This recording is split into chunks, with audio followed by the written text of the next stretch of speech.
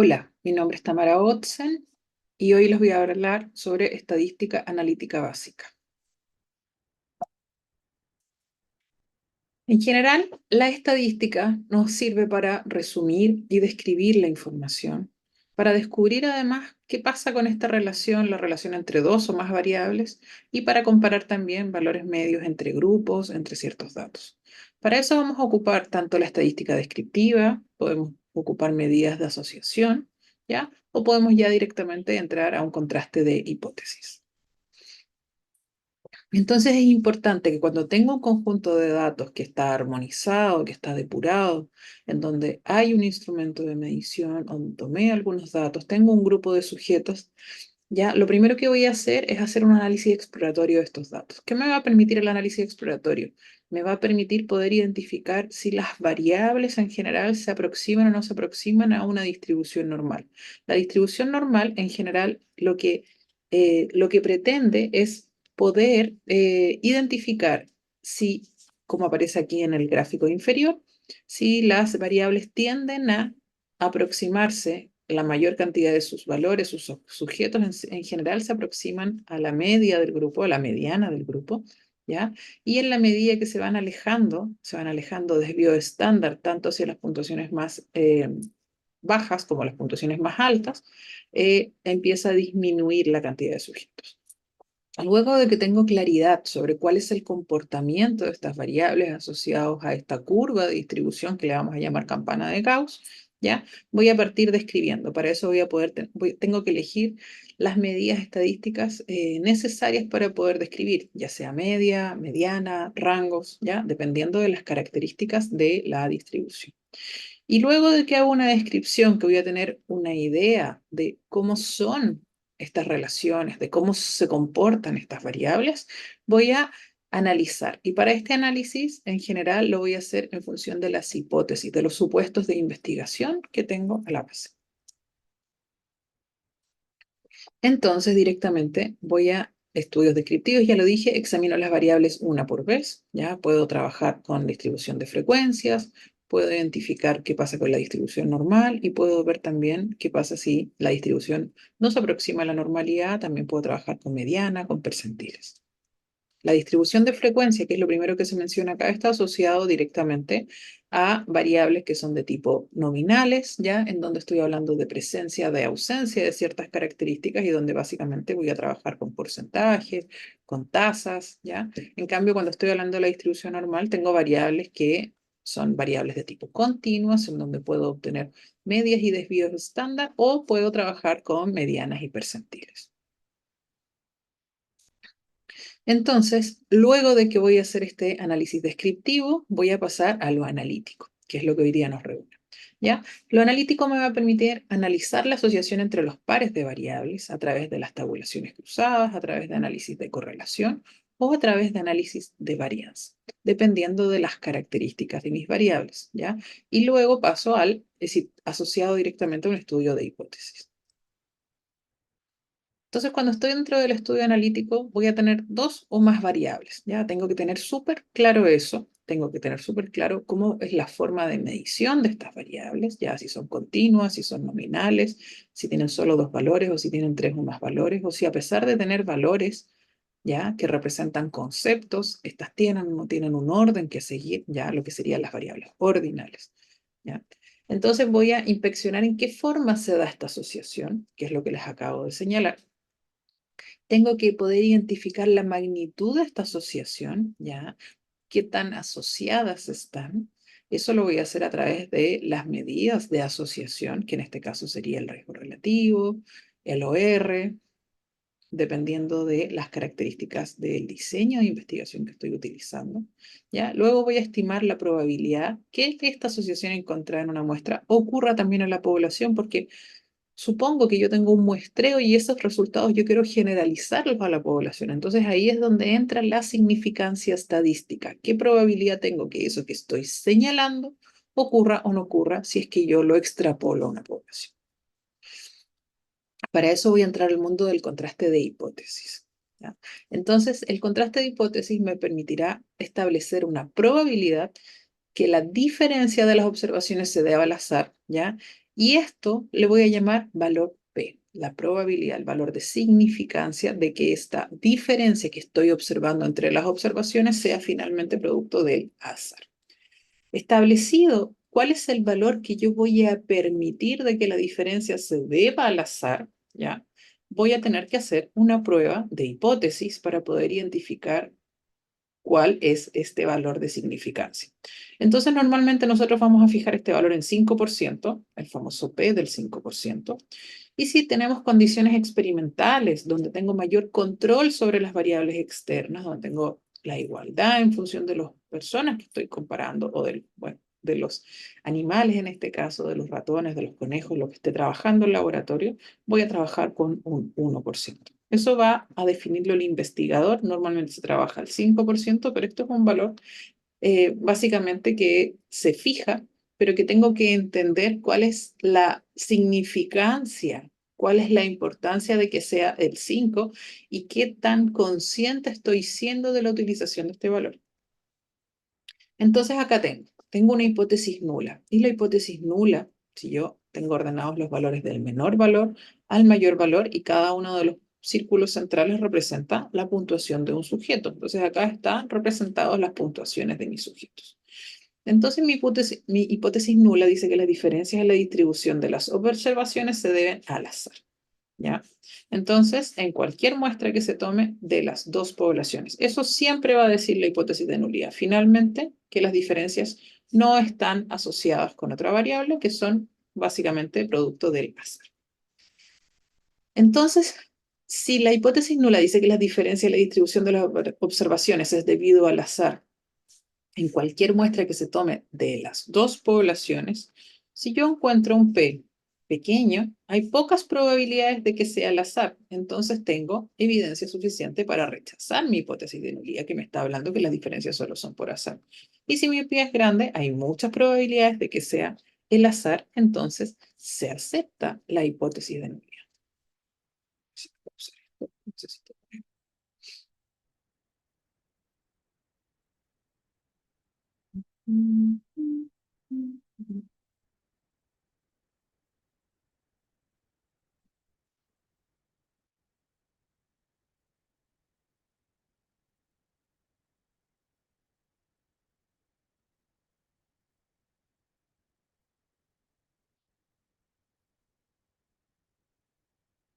Entonces, ¿qué está pasando?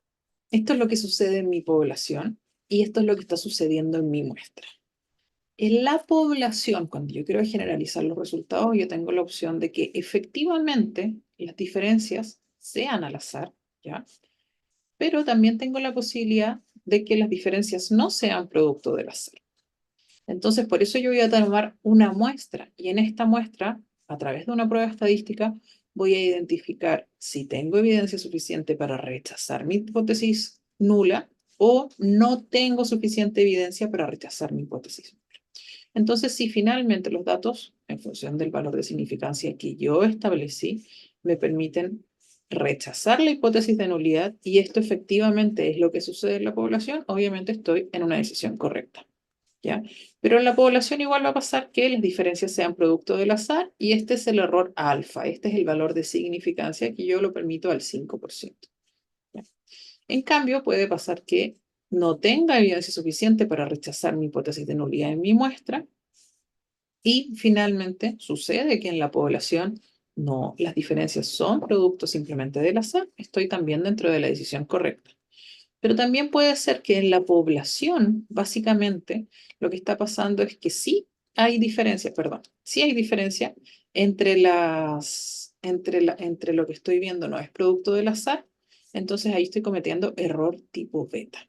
¿Ya? Y este se permite en un 80% y normalmente se maneja determinado por el número de sujetos. ¿Ya? Entonces acá tengo el alfa, que aquí está el error directamente asociado a esta probabilidad de que lo que yo estoy diciendo que existen diferencias entre los grupos sea así en la población, ya que se permite el 5%. Y aquí tengo el beta, y el beta va a ser más grande normalmente. Acá está el beta, donde corta el beta, en donde lo permito en un 20% cometer este error tipo beta. Es decir, no tener evidencia suficiente para rechazar mi hipótesis de nulidad y que debería haberla rechazado. ¿Por qué? Porque las diferencias en la población no se deben alzar. Entonces, finalmente voy a establecer esta hipótesis en términos de igualdad. Ya la hipótesis de nulidad siempre me va a hablar de igualdad, que no hay diferencia, que no existe relación. Entonces, aquí tengo mis datos en contraste con los datos de la población. También tengo que tener claridad si voy a tener alguna hipótesis alternativa, ¿ya? Que no sea como yo lo estoy fijando. Además, voy a elegir el nivel de significación para alfa, ¿ya? El nivel crítico, ¿cuál es el nivel crítico en función de la distribución que tengo? Voy a elegir cuál es el estadístico que me va a permitir hacer ese contraste en función de las características de mi variable y en función de las características de la distribución.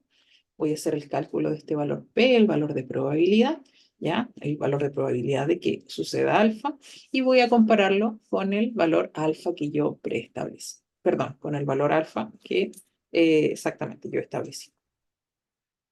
Cuando las diferencias son estadísticamente significativas, si la hipótesis de nulidad fuera verdadera, es improbable que se hubiera obtenido una diferencia mayor que la diferencia observada, ¿ya?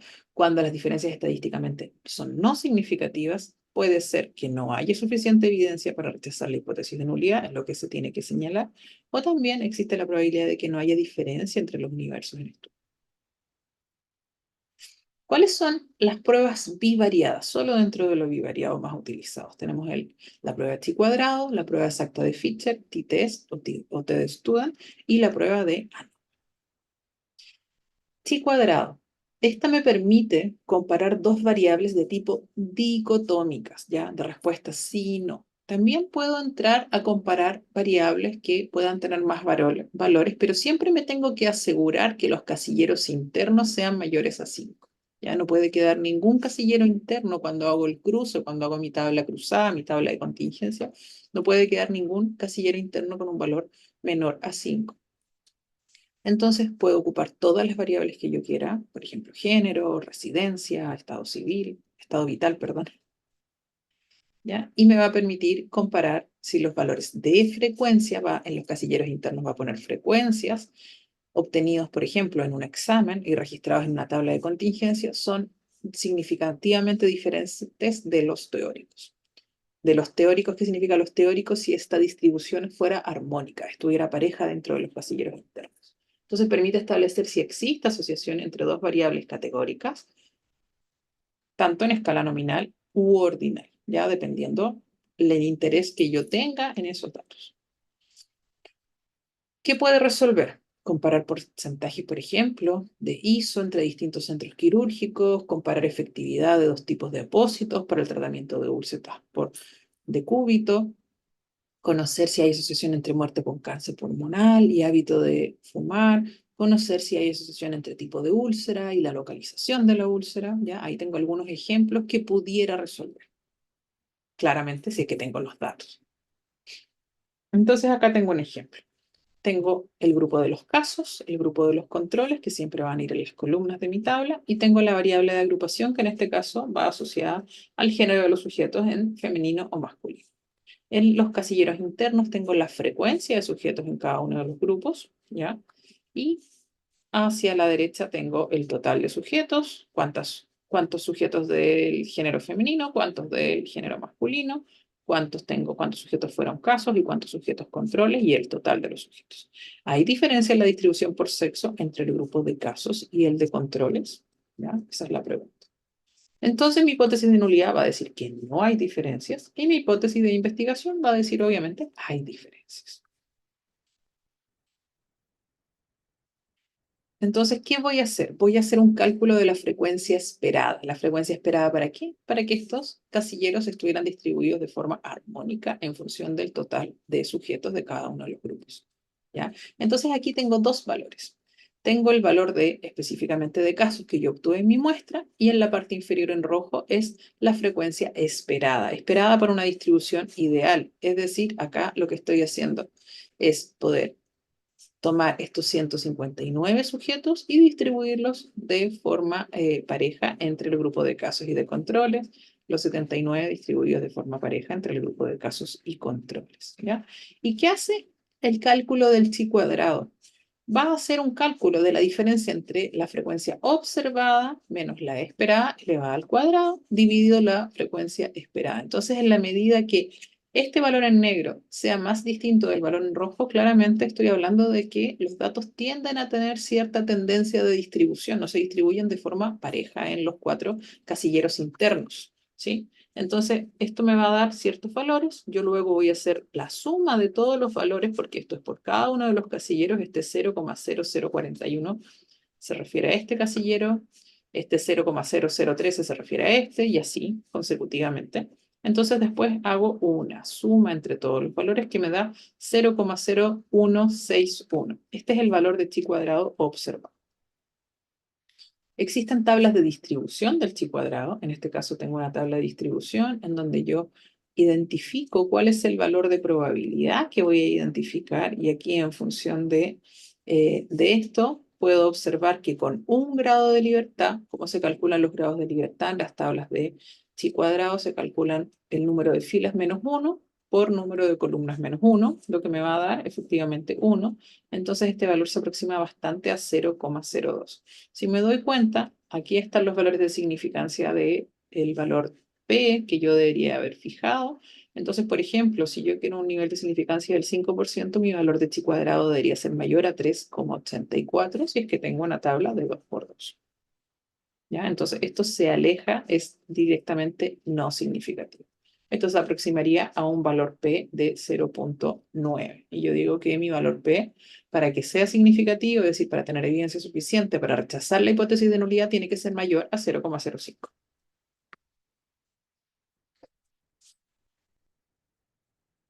¿Ya? Aquí tengo cómo se muestra la distribución. Acá está el valor crítico que yo dije que era 3,84 y el valor que me dio a mí, que es bastante alejado de esto. ¿Ya? Entonces, hay evidencia es decir, no hay evidencia para rechazar la hipótesis de nulidad. Se puede concluir que no hay diferencias entre las distribuciones por sexo entre casos y control. Bien, entonces tenemos aquí el otro caso, de otra forma, cómo lo entregas, exactamente lo mismo, ¿ya? Diferencias estadísticamente no significativas. ¿Qué pasa cuando alguno de los casilleros internos tiene valores menores a 5? Tengo que hacer la prueba exacto de Fisher. Exacto de Fisher sí es sumamente estricto porque solamente funciona con variables nominales dicotómicas, solo de 2 por 2. ¿Ya? Entonces aquí tengo el valor. La prueba de exacto de Fisher también me entrega un valor de significancia.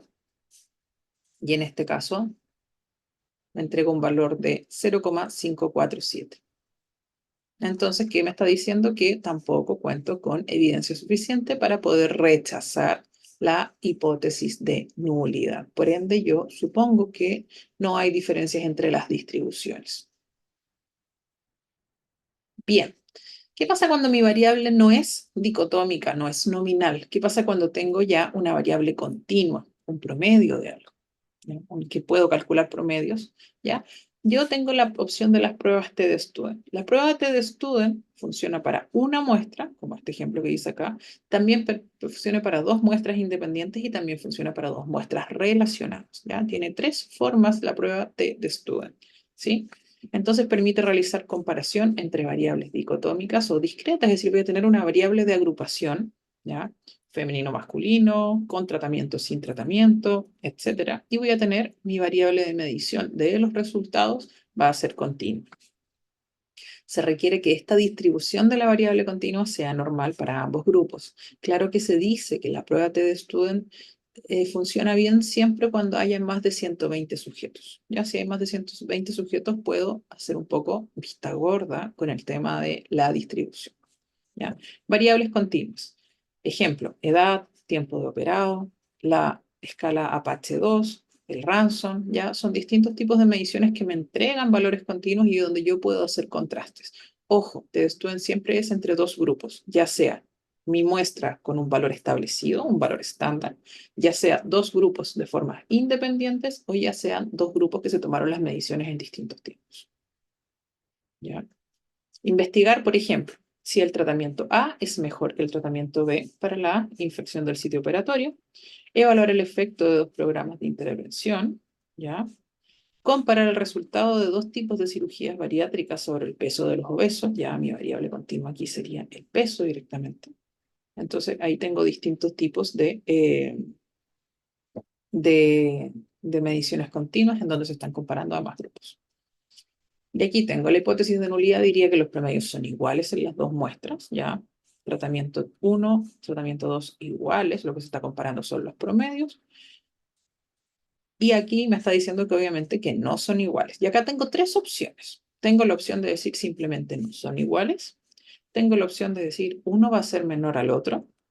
O tengo que decir uno va a ser mayor al otro, ¿ya? Pero tengo que decidir esto porque es importante, porque esto va a dar características del tamaño de muestra que son distintivas. En la medida que yo tengo evidencia suficiente para decir que yo espero encontrar un menor o mayor valor en un grupo por sobre otro, ¿ya? Yo voy a necesitar un menor número de muestras y tengo más probabilidad de encontrar una significancia.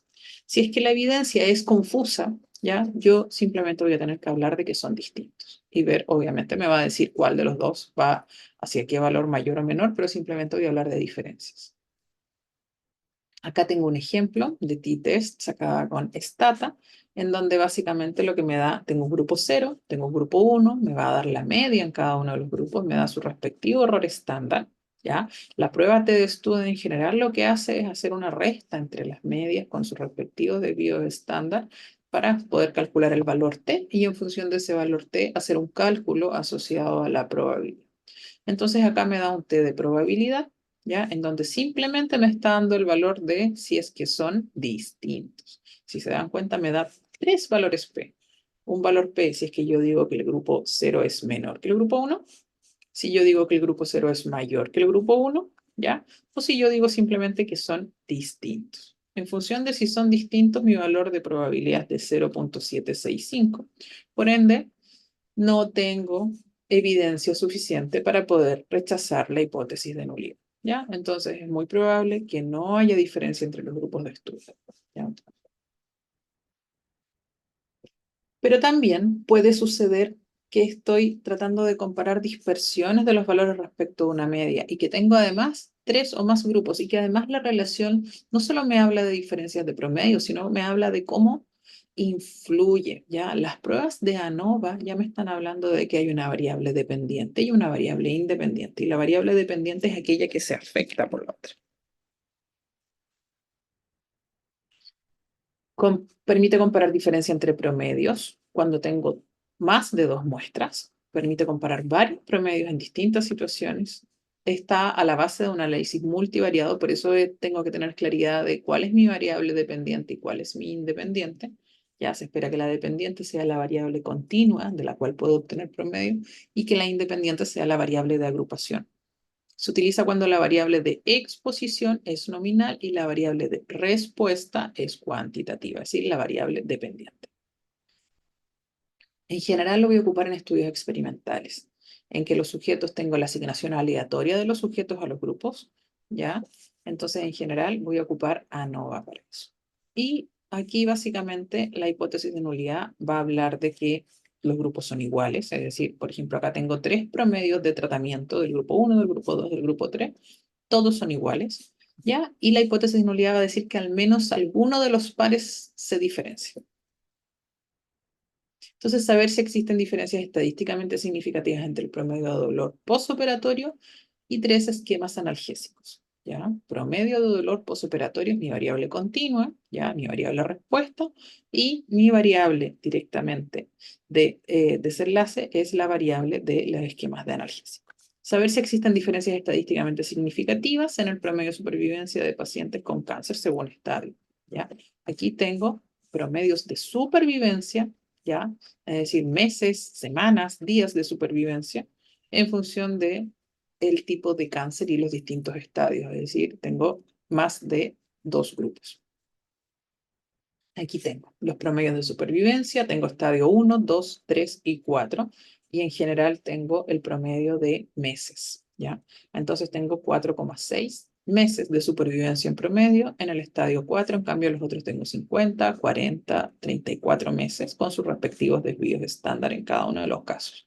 Entonces, en función de eso, mi valor de probabilidad de F, aquí está el valor del estadístico, ¿ya? Y aquí está el valor de probabilidad, que es 0,02, ¿ya? Si yo fijé mi alfa en el 5%, es decir, este valor sería menor al 5%, por ende, alguno de los grupos, al menos un par, sí tiene diferencias significativas en estas distribuciones. Entonces, me recomiendan rechazar la hipótesis de nulidad y poder identificar a través de una prueba post-hoc cuáles son los grupos que presentan la diferencia. ¿Sí? ¿Y cómo selecciono la prueba post-hoc? La prueba post-hoc la voy a seleccionar en función de la homocedasticidad de varianza, es decir, de la igualdad de la distribución de varianza entre cada uno de los grupos, y para eso tengo que hacer una prueba específica para poder identificar si las varianzas son o no son homogéneas, y en función de eso poder definir cuál es la prueba post-hoc que voy a aplicar para poder identificar entre qué grupos está la diferencia. En resumen, ¿qué es lo que debe saber un clínico? ¿Ya?